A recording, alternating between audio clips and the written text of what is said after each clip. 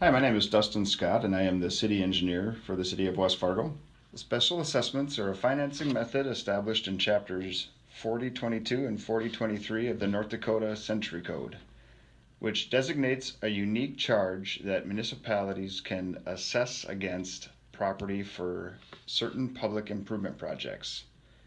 The charge is levied against a geographic region known as an assessment district and can only be levied against property which have been identified as having a direct benefit from that public project. So the types of improvements can be anything within public right-of-way, public land. Commonly they're the sewer, water, street improvements, along with any work in boulevards, which might be the tree plantings, sidewalks, street lights, so on and so forth, all that comprise of making a neighborhood function. Allocating the costs or spreading the assessments are done typically using three different methods: front footage, square footage, and equivalent units. The front footage is typically used for local sewer and water and streets that are the infrastructure right out in front of a home. Square footage is typically used for stormwater improvements, where the type of infrastructure in place there is to collect and control rainwater runoff. And then there is equivalent units, which is commonly used for larger regional projects, for example, arterial roadways such as Veterans Boulevard, Main Avenue, and currently under construction is Cheyenne Street. In those cases, we identify an equivalent unit, which may be one single family residence is considered a unit, or for commercial properties, we may consider an equivalent unit to be 10,000 square feet. And in that case, for example, a commercial property on 1 acre would have 4.5 equivalent units. There are improvement projects that are unique and have a combination of these improvements. We then use a combination of those three allocation types to spread the assessments over the district. It is important to understand that the law does require for any street or paving improvement project that the city must hold a public hearing before creating a district in order to receive written protests from the proposed properties within a district boundary. And at that point, if 50% of the area of that proposed district for a street improvement project do file a written protest with the city is legally confined to not proceed with financing that project through special assessment methods. Other improvements, such as sewer and water projects, are not considered to be protestable, so public hearings and protest periods are not common with those types of improvements. The assessment allocation process is another point at which the property owners are given an opportunity to file protests, but at that time, that is at the completion of a project, and the protests in those cases are for specifically the amount being assessed to that property. To get into the step-by-step process of the assessment district from start to finish, step number one is to create a district, which at the time of creating a district, the engineer is required to identify the geographic boundary by which these improvements will have direct benefit to properties. The City Commission will review the district boundary proposed by the engineer.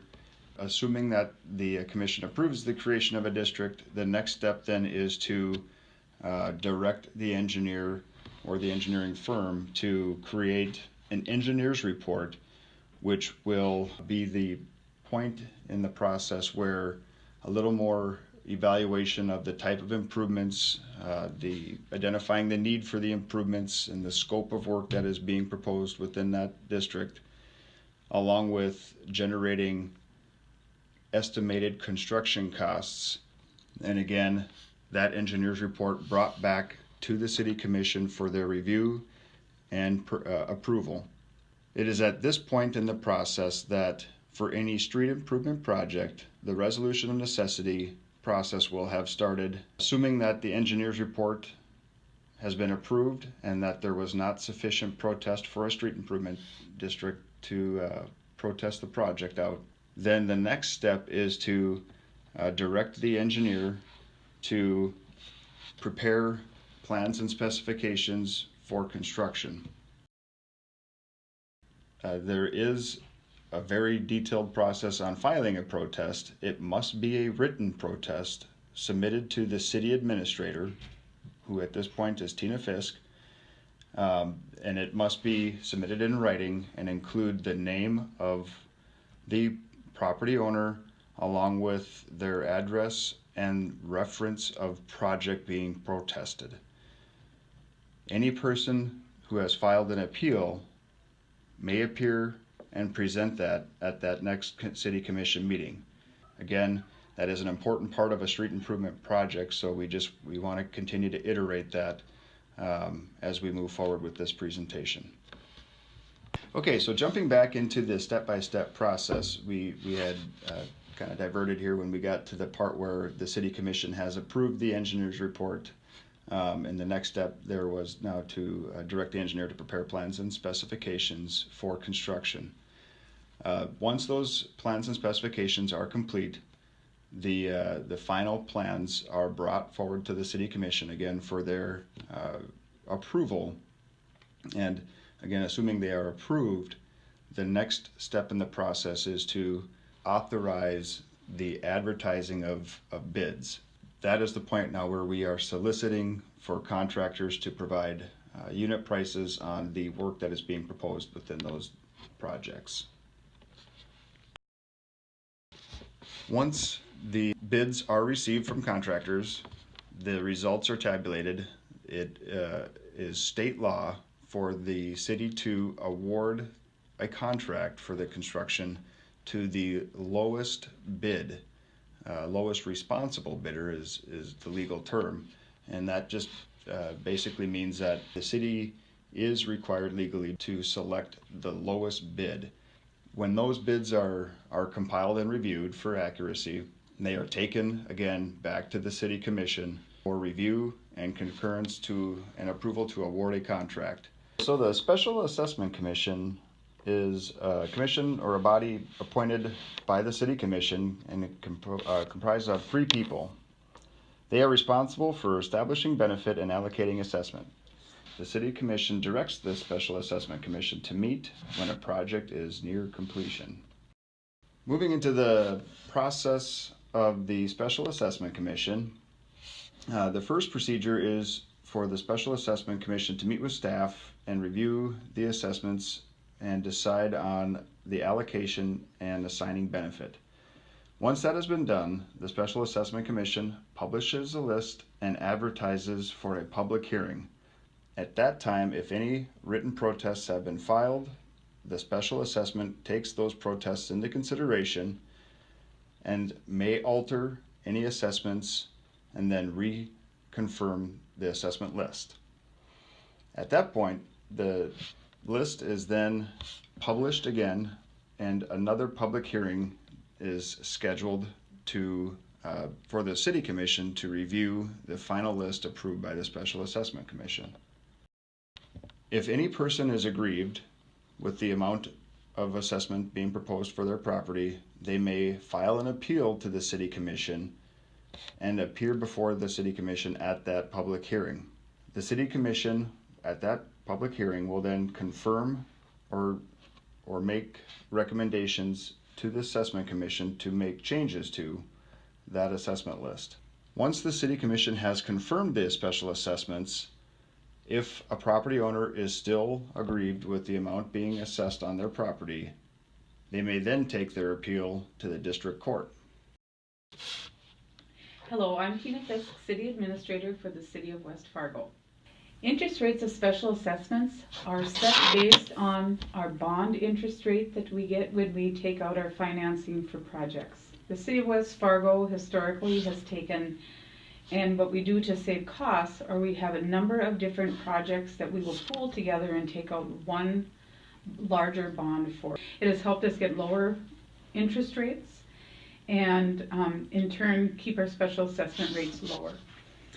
The legislature gives us the ability to go 1.5% above the average rate of our bond to help cover some of the costs for things such as non-payment, or when we have large payments made ahead of time on a project, that can cut our interest rate that we're collecting to the point where we need to have a little cushion in there to keep enough money to make all of our bond payments.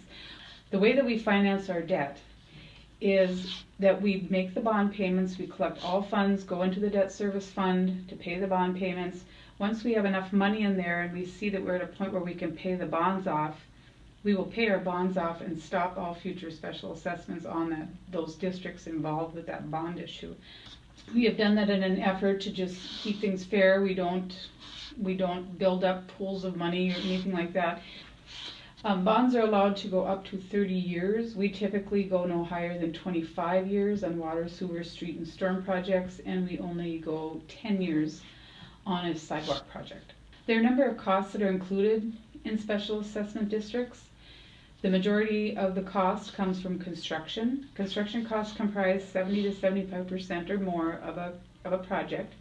Engineering is also in there, and engineering, the percentage is based on the type and size of project.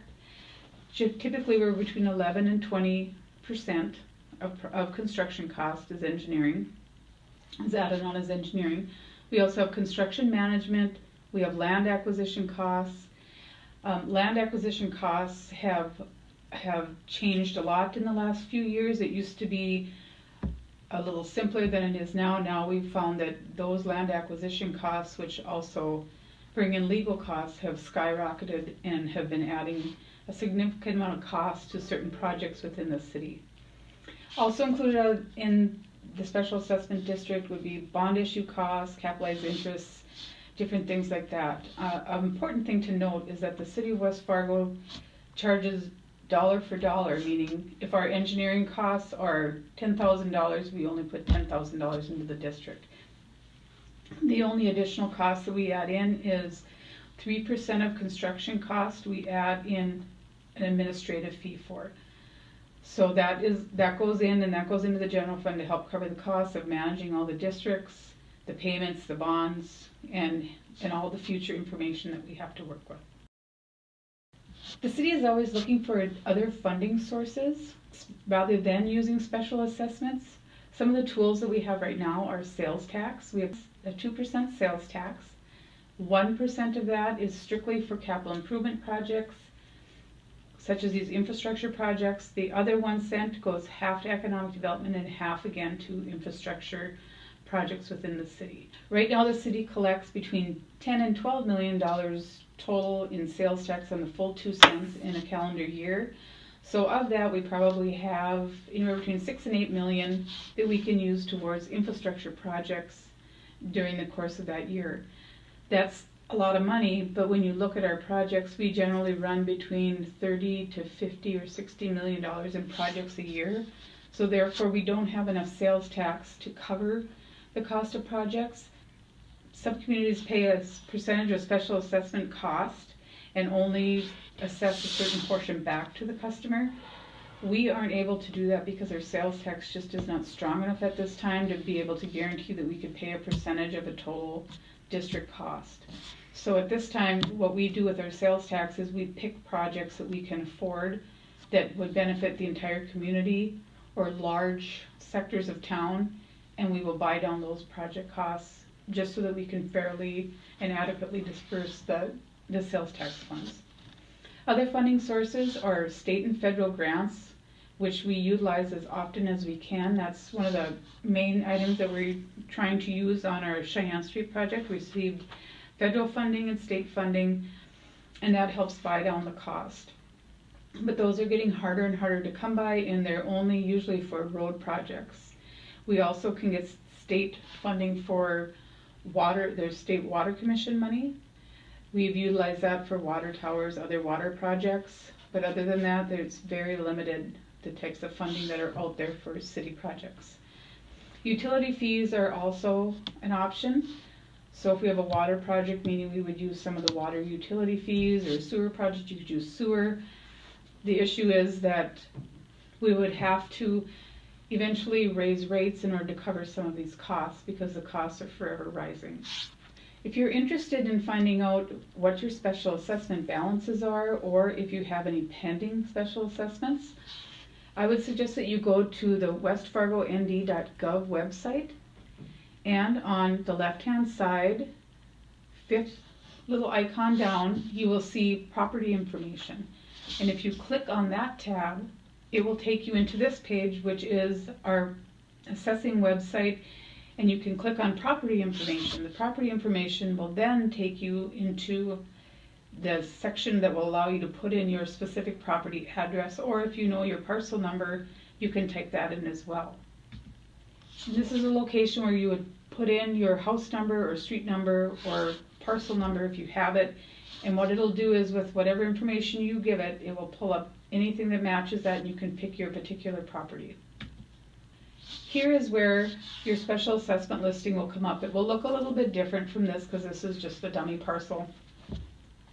But if you look, you can see your proposed principal interest total for the year, and then we also at the very end have the pending projects. Pending special assessments are created from projects that have gone to the City Commission and have been approved and a bid has been awarded.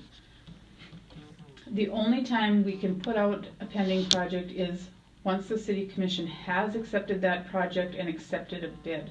We do not put any other projects out there that we are considering doing, proposing doing in the next year or two, because we have to have accurate enough information to put an estimate out there, and we don't know for sure if a project will be done until the commission accepts the bid. Prior to that, a project can be stopped at any given time in the process. Back to alternatives, and that's what we're looking for from the public, are different ideas, creative ways to finance projects without having to use special assessments. One thing to keep in mind is the cost of a project is the cost of a project. Cities can generally do projects much cheaper than the average developer, whatever, because we can get tax exempt bond rates. We're able to utilize things differently, but in an effort to keep special assessments down, we are always looking for new ways to finance and fund. So some of these things we've already talked about. There's state direct aid to cities for reconstruction or oversized infrastructure. There's a bill actually in the House, hopefully going to the Senate, that will help with some of that for communities. And so the more of that we can get, the better.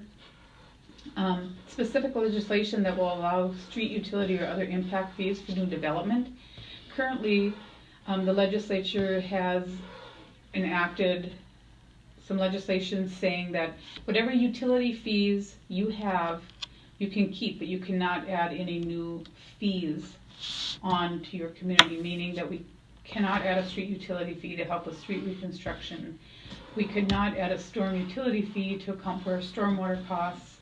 Other options are special service districts. We could increase utility fees. You could not undertake the project, but in most cases, the city is very careful with projects they undertake. And it's generally if your sewer line collapses, we don't have a choice, or your water line fails. So that's a very difficult one. Generally, that only comes into play if we're doing a street overlay and the district gets protested out, then we just don't undertake the project. We could use development change. The biggest thing to remember is that building up or building smaller on smaller lots, narrow roads, focus on urbanization, because the larger your lot, the larger your special assessments. There's just no way around it. Size costs money. And so for communities going forward, as costs of construction continue to rise and rise, one way to limit the cost of special assessments is to build on smaller lots, have narrow roads, or do multi-function building up. We could also increase property taxes or increase sales taxes to help reduce the cost of special assessments. There's a number of ways to do it, and if there's any other creative way, means, or idea that you have, we would welcome that.